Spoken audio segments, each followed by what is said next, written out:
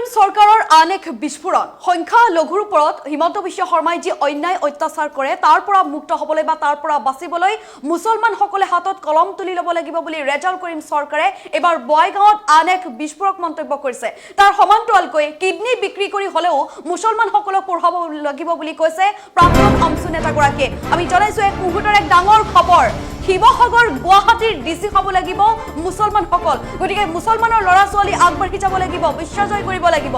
Kidney বিক্ৰী কৰি হ'লেও মুছলমানৰ সন্তানসকলক পঢ়াব লাগিব, মাতৃসকল শিক্ষিত হ'ব লাগিব। মুখ্যমন্ত্ৰীক প্ৰত্যুত্তৰ দিবলৈ মুছলমানে শিক্ষাৰ জেহাদ আৰম্ভ কৰিব লাগিব, জাতিলৈ টৌৱা আঙুলিটো বেকা কৰি দিব লাগিব।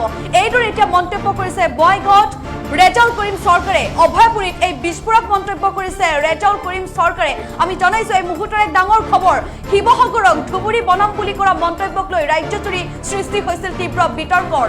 প্ৰাক্তন আমচু নেতা ৰেজাউল কৰিম চৰকাৰৰ এবাৰ আন এক বিস্ফোৰণ পৰিলক্ষিত হৈছে।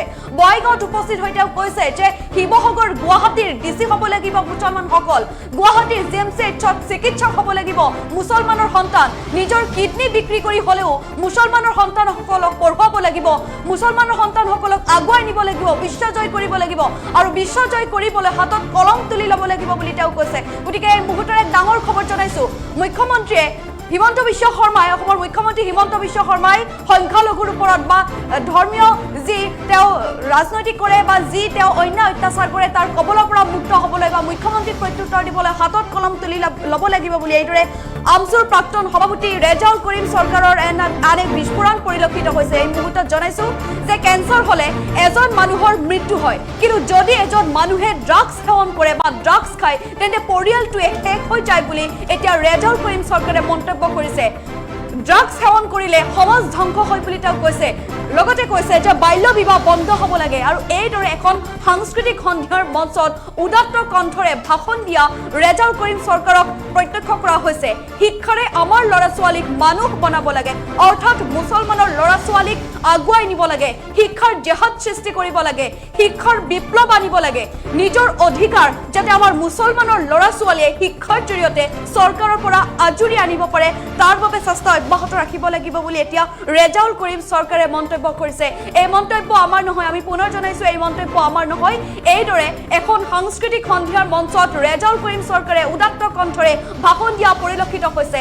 তেওঁ জোৰে জোৰে কৈছে যে আমাৰ ল'ৰা ছোৱালী অৰ্থাৎ সংখ্যালঘুৰ ল'ৰা ছোৱালীয়ে বা মুছলমানৰ ল'ৰা ছোৱালীয়ে ইটা ভাটাত কাম কৰিব নালাগে, আমাৰ ল'ৰা ছোৱালীয়ে কেৰালাত কাম কৰিব নালাগে, আমাৰ ল'ৰা ছোৱালীক শিৱসাগৰত ডিচি বনাব লাগে, আমাৰ ল'ৰা ছোৱালীক গুৱাহাটীৰ জিএমচিএইচত চিকিৎসক বনাব লাগে। এইদৰে এতিয়া মন্তব্য কৰা পৰিলক্ষিত হৈছে।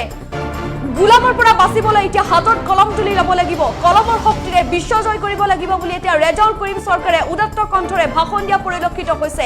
অসমৰ ধৰ্মীয় সংখ্যালঘুসকলক হিমন্ত বিশ্ব শৰ্মাই বিভিন্ন সময়ত অন্যায় কৰে, অত্যাচাৰ কৰে, অন্যায় অত্যাচাৰৰ বলি হ'বলগীয়া হয় অসমৰ ধৰ্মীয় সংখ্যালঘুসকল। গতিকে মুছলমানসকলে তাৰ জবাব দিব লাগিব, মুছলমানসকলে মুখ্যমন্ত্ৰীক প্ৰত্যুত্তৰ দিব লাগিব। আমাৰ ল'ৰা ছোৱালীয়ে হাতত কলম তুলি লৈ বিশ্বজয় কৰিব লাগিব। মাক শিক্ষিত হ'লেহে এটা পৰিয়াল শিক্ষিত হয় বুলি এইদৰে এখন সাংস্কৃতিক সন্ধিয়াৰ মঞ্চত উদাত্ত কণ্ঠৰে ভাষণ দিয়া পৰিলক্ষিত হৈছে। গতিকে এই মুহূৰ্তত আমি দৃশ্যাংশ দেখুৱাইছো যে কি লৈ এইদৰে উদাত্ত কণ্ঠৰে ভাষণ দিয়া পৰিলক্ষিত হৈছে আমচুৰ প্ৰাক্তন সভাপতি ৰেজাউল কৰিম চৰকাৰক।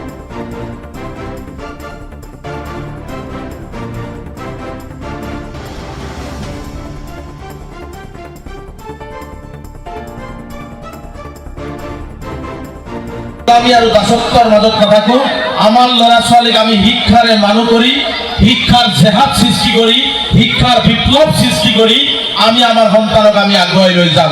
আমি কাৰো ওচৰত হাত পাতি শিক্ষা নোখোজো। আমাৰ ল'ৰা ছোৱালীয়ে যাতে নিজৰ অধিকাৰ শিক্ষাৰ জৰিয়তে মানুহ হৈ, মানৱ সম্পদ হৈ চৰকাৰৰ পৰা কাঢ়ি আনিব পাৰে তাৰ ব্যৱস্থা আমাৰ ল'ৰা ছোৱালীৰ হাতত তুলি দিব লাগিব। আমি ইটা ভাটাৰ ইটাত কাম কৰিবৰ কাৰণে নহয়, কেৰালাত কাম কৰিবৰ কাৰণে নহয়, আমাৰ ল'ৰা ছোৱালী আমি শিৱসাগৰত ডিচি বনাবৰ কাৰণে, গুৱাহাটীত ডিচি বনাবৰ কাৰণে, গুৱাহাটীৰ জিএমচিত ডক্টৰ বনাবৰ কাৰণে আমি এই কাবাট্টাৰী অঞ্চলৰ পৰা পঠাব লাগিব। গতিকে মই বিনম্ৰতাৰে আপোনালোকে আহ্বান জনাম যে আপোনালোকে যিমানেই যি কষ্ট হ'ব, পেটত গামোচা বান্ধক, প্ৰয়োজনত যদি নিজৰ এটা কিডনী বিক্ৰী কৰিবলগীয়া হয় তথাপিতো ল'ৰা ছোৱালীৰ হাতত কলম তুলি দিয়ক, বিকল্প কোনো ৰাস্তা নাই। আমি ইসলাম ধৰ্মত বিশ্বাস কৰোঁ, আমি মুছলমান, আমি কোৰআনত বিশ্বাস কৰোঁ। কোৰআনৰ প্ৰথম শব্দতে লিখা আছে ইকৰা, পঢ়া, পঢ়িব লাগিব, মানুহ হ'ব লাগিব, প্ৰয়োজন আমি চীন দেশলৈ যাব লাগিব।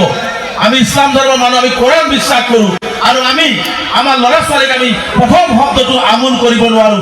আমাৰ ওপৰত গজব নাহি বেলেগৰ ওপৰত গজব আহিব নেকি? আমাৰ ওপৰত গজব নাহি বেলেগৰ ওপৰত গজব আহিব নেকি?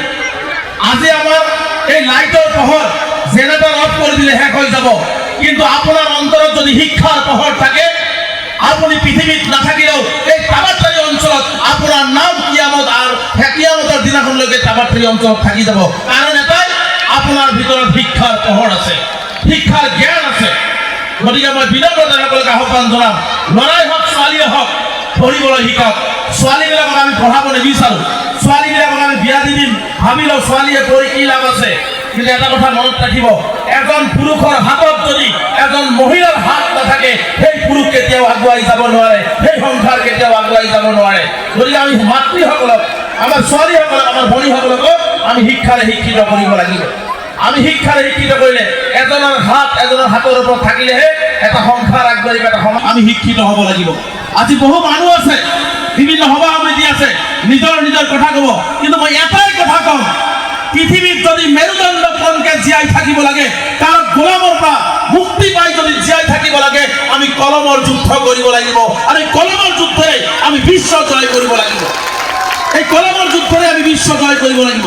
আপোনালোকে জানে যে হিমন্ত বিশ্ব শৰ্মা ডাঙৰীয়াই কি ধৰণে অন্যায়ভাৱে অসমৰ ধৰ্মীয় সংখ্যালঘুসকলক, অসমৰ নিষ্পেষিত জাতিক যি ধৰণে অন্যায় অত্যাচাৰ কৰে, তাৰ জবাব আমি কলমৰ জৰিয়তে দিব লাগিব। তাৰ জবাব শিৱসাগৰৰ ডিচি হৈ দিব লাগিব, তাৰ জবাব ধুবুৰীৰ ডিচি হৈ দিব লাগিব, তাৰ জবাব বঙাইগাঁৱৰ ডিচি হৈ আমাৰ ল'ৰা ছোৱালীয়ে দিব লাগিব।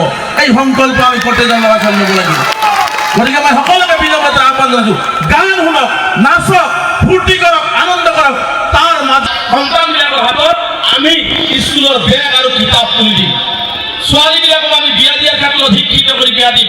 এজন মাক শিক্ষিত হ'লে এটা পৰিয়াল শিক্ষিত হয়, মনত ৰাখিব।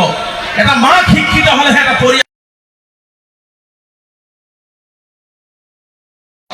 যে আমি কাৰো গোলামী আৰু দাসত্বৰ মাজত নাথাকোঁ, আমাৰ ল'ৰা ছোৱালীক আমি শিক্ষাৰে মানুহ কৰি, শিক্ষাৰ জেহাদ সৃষ্টি কৰি, শিক্ষাৰ বিপ্লৱ সৃষ্টি কৰি